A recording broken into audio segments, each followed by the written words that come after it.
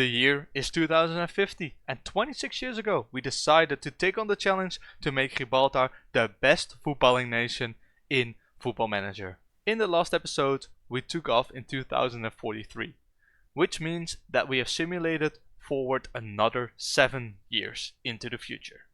In this episode I'm taking you through the next steps that we have taken to make Gibraltar the best footballing nation in the world. I will start by showing you how Europe FC did in all their competitions, what our place in the coefficient list is, and also how the other teams from Gibraltar performed in Europe.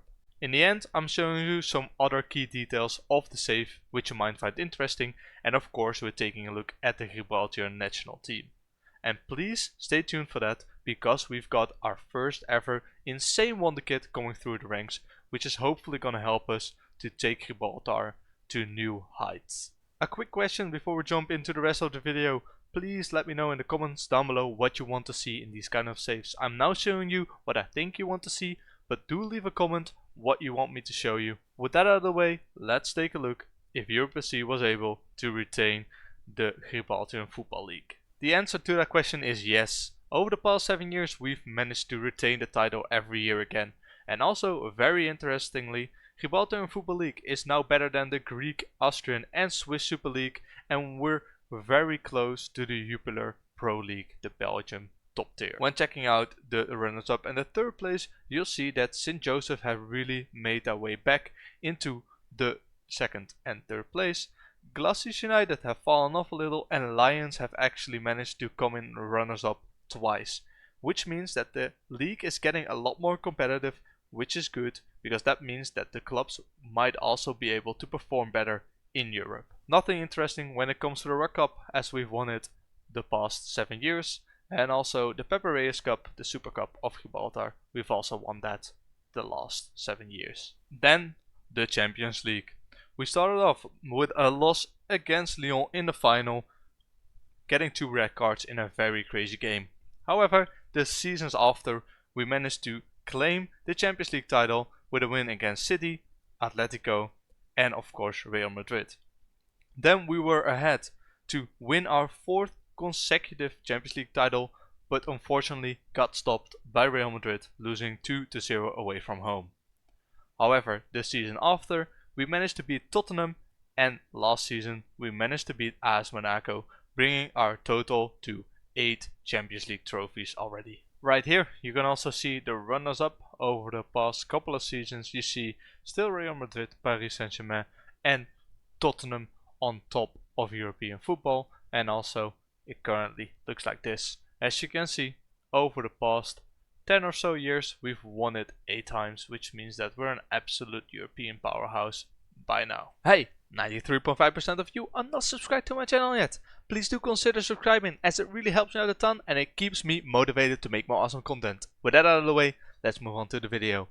Also for the Super Cup, in the last 10 years, winning it 7 times while playing in it 8 times.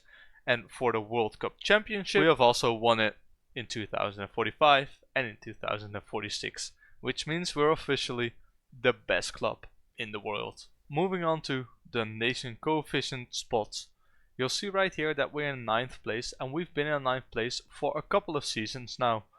As you can see, we're 13,000 points behind on Belgium, and we really need the other teams in Gibraltar to perform well in Europe, otherwise it's almost impossible to catch up. Because as you can see, Belgium can get 16 to 20,000 points a season, while we're maxed out at 15k, just because the other teams in our nation aren't performing as well. However, the 9th place means that we now have 1 spot for the league phase, which is going to be occupied by us, so we have instant qualification, and also 1 league path. League path means that the 2nd place team in Gibraltar has to win 4 games, 2 against the same opponents, and then they will reach the Champions League ladder stages. Reaching the ladder stages means that the team that reaches it will get a guaranteed 15 million from competing in the Champions League. That 50 million will help us to improve all the other clubs in Gibraltar. As for Europe FC, we're the best performing club in Europe at the moment. The past couple of years, St. Joseph's FC have really cemented themselves as the 2nd best club in Gibraltar. That's why I want to take a look at how they performed in the past 3 years in Europe. In the 47-48 season, you see that they've actually reached the latter stages of the Conference League, which is very nice to see, beating Sparta Prague 7-0. The season after that, they've also once again managed to reach the UEFA Conference League, where they unfortunately lost against Standard Luik. However, the season after that, they actually managed to qualify for the Champions League, beating Basel and Olympiacos. Then, in the Champions League itself, they beat Galatasaray, drew Lille and also drew Wrexham, which meant that they've gotten us a lot of coefficient points which we can use for the seasons to come. But this gives a very good hope that the teams in Gibraltar are upgrading themselves slowly but surely. Weirdly enough, the third best team in Gibraltar have actually been the Lions. And if we take a look at how they performed in Europe, you'll see that 3 seasons ago they didn't even make it to the Conference League or Europa League. However, the season after that they actually beat Basel and PAOK to make it into the Champions League. In the Champions League also beating I think this Czechian side and Dutch side Excelsior. After that they've actually lost 6 games. But hey, all of these games that they won gave us a lot of coefficient points which helped us to improve our nation coefficient in the end.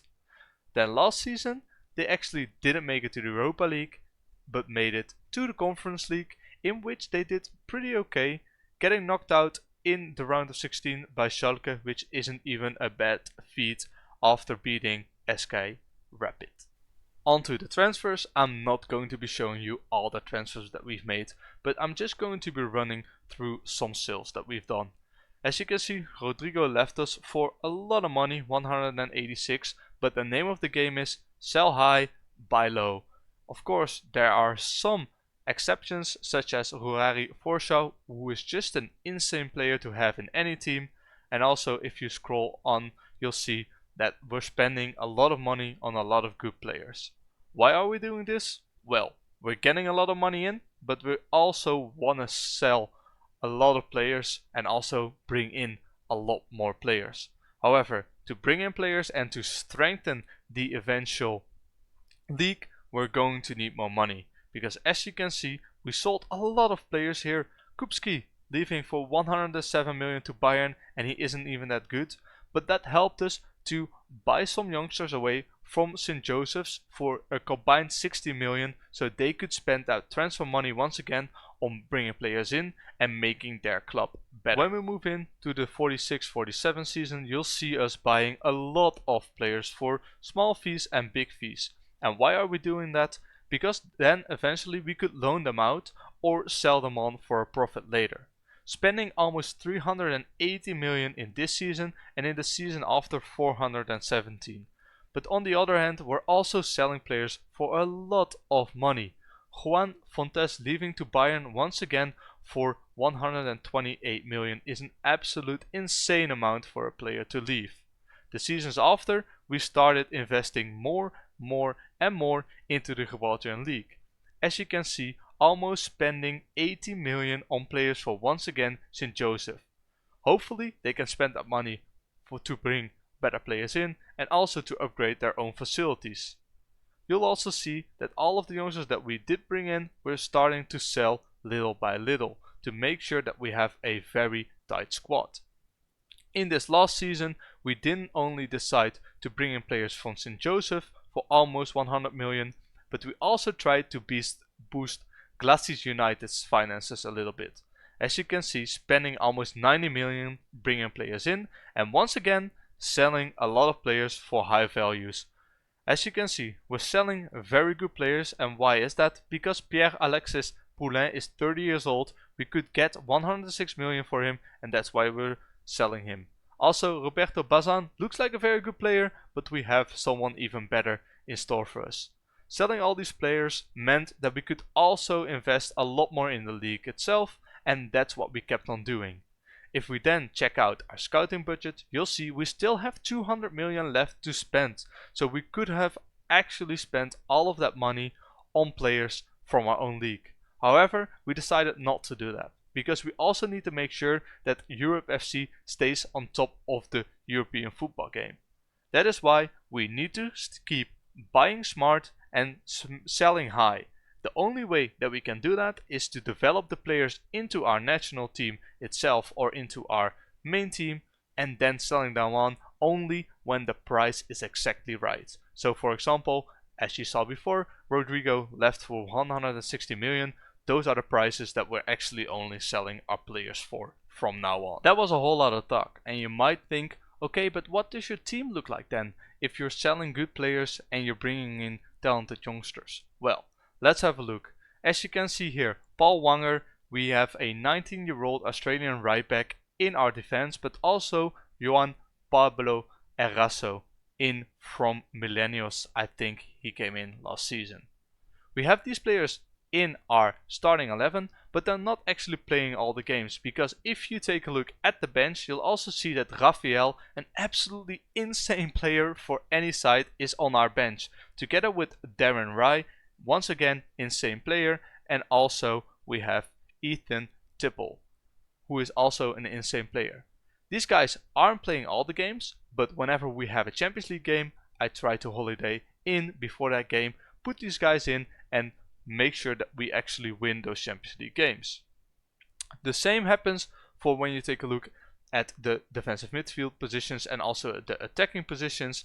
As you can see here, we have Peter Bax on the bank, an absolute wonder kid previously and now one of the best players in the world. But on his position is now playing Gabriel. And why Gabriel? Because I think Gabriel has a lot more potential than Peter Bax does, and hopefully this guy can develop and we can eventually sell either Gabriel or Peter Bax for a very high amount. So the summary of what we're doing here: make sure that youngsters like Davi Carvalho and Ruben Sol increase their abilities and hopefully become starters and become as good as their backups Michael Edvardsen. Then eventually, when they're as good, sell the older player and move the younger player to the bench, and then also get another wonder kid, get him to play, get him to develop, and eventually do the same thing over and over again. This way we get a lot of scouting budget and a lot of transfer budget which you can pump into the Gibraltar League, and will also stay on top of the European football pyramid, and we make sure that the continuous stream of income doesn't stop for at least Europe FC and the Gibraltar League. Previously you saw that we spent a lot of money on players from St. Joseph's, and it's just bad players that we're bringing in and eventually just selling on. But as you can see, over the past couple of seasons we spent a lot of money for these players. A couple of millions here, a couple of millions there, and a couple of millions in this season. And let's take a look what they did with that money. They did bring in some players, spending 23 million right here, 25 million right here, and 9.5 million right here. And I think that with all the money that they've gotten for these sales, they're gonna strengthen their squad even more in the next coming season. What's also interesting is that St. Joseph have also upgraded their corporate training and youth facilities. As you can see, average training facilities, adequate youth facilities, and that's what we like to see. We need these clubs to keep upgrading their facilities, junior coaching and youth recruitment, so that better players will come through their youth ranks and eventually will make it into the Gibraltar national team.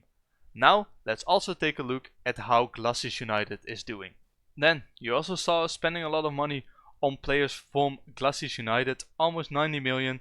They have, however, spent that money a little bit, but I don't think they really got the chance yet to spend it on some big players. So we'll just have to see in the coming years, if we keep buying their players, how many of that money they're gonna spend in bringing new players in and also upgrading their facilities. However, when taking a look right now, you see that Glacis United is already doing very good when it comes to their facilities. Excellent new facilities, great training facilities. It's already very good, and hopefully they are able to bring in some very talented youngsters for the Gibraltar national team. When taking a look at our own facilities, you'll see that we have state-of-the-art training facilities, great youth facilities, and also we have a bigger stadium. 29,000 people now fit in the Leon Unskilled, which is my name, in this game, stadium, which is absolutely insane. Every year I try to request a new stadium, because you'll see in just a bit that we sell out our stadium almost every game. So really want a new one, but I think there's a minimum of how many years you have to play in a certain stadium. So our stadium is built in 2041, so I reckon that I think in either 2055 or 2061 you can maybe request a new stadium. By that time, this stadium will probably go to another team in the league, so slowly but surely we're once again giving back to the Gibraltar National League. Since our average attendance is the 29,000 as you can see here, we do need a bigger stadium very soon. 9 sellouts, 13 home matches. We really need to make sure that that stadium comes along so that we can get more income from ticket sales. A quick look at the finances. You'll see 565 in the overall balance, the highest that we've been ever when you don't take this peak right here. Debts and loans 33 million in transfer debt, and also with sponsors you'll see that in just 5 to 6 years we're earning almost 300 million when it comes to sponsorship deals. So we're doing very well, building that up slowly but surely, and then eventually hopefully the sponsorship deals will take over the money that we're getting from playing in Europe, and that will be the beginning of creating a mega club. In the moment you've all been waiting for, Gibraltar is currently at the 55th position on the world rankings, which is absolutely already very good. Let's take a look how good that is. They're already better than countries as Iceland, Syria, Peru, Iran, which is already very impressive. Also better than Slovakia, so we're doing a very good job. We still have a very long way to go, but the 55th spot is a very good start in 2050. Let me show you how we did that, and one of the big reasons is that the competition is getting better. Better players will join, but they won't quite play for the national team, so I can neutralize them, and also our youth intakes have been a lot better. Anyway, in 2043 you'll see nothing very special. In 2044 you'll see that we beat Israel, Australia and Israel again, which meant that in the Division B we stayed as a 3rd place seed, which was very good. And then in 2045 you'll see that we were rooted in for the World Cup qualifiers against Kazakhstan, Serbia, Slovakia and Austria, which was a group that we could potentially win. However, as you'll see, we were just 3 points short of making the World Cup in 2046. However, in the season after we did once again very well in the Division Group B, coming in 2nd behind Denmark. The season after, European qualifying Group C, beating Lithuania, drawing England and beating Northern Ireland, which meant that we would make it to the European Championship. In that championship we didn't even do that bad. We beat Bulgaria and we lost against Australia and Serbia, but that meant that we went through as a 3rd place seed. We then played Turkey and we beat them 2-0 after losing in the friendlies 1-4. Then England was just a little bit too good for us, but hey, once again we made it into the Euros, and also in Group B, once again a group with Italy, Slovakia and Ireland, so not too easy.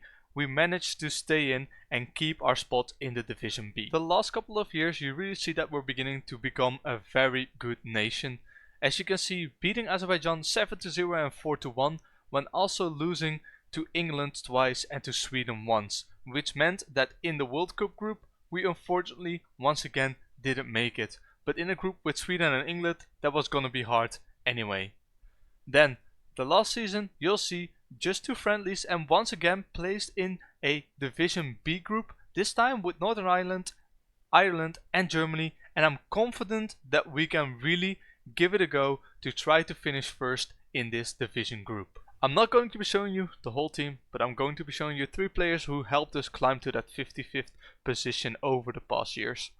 One of them, Angel, 53 caps, very good player physically, mentally and technically he could still improve, but if you have physicals you're already a very good player in FM. Then also one wonder kid, Mark Harvey, currently playing at Borussia Dortmund, and look how much he's valued at.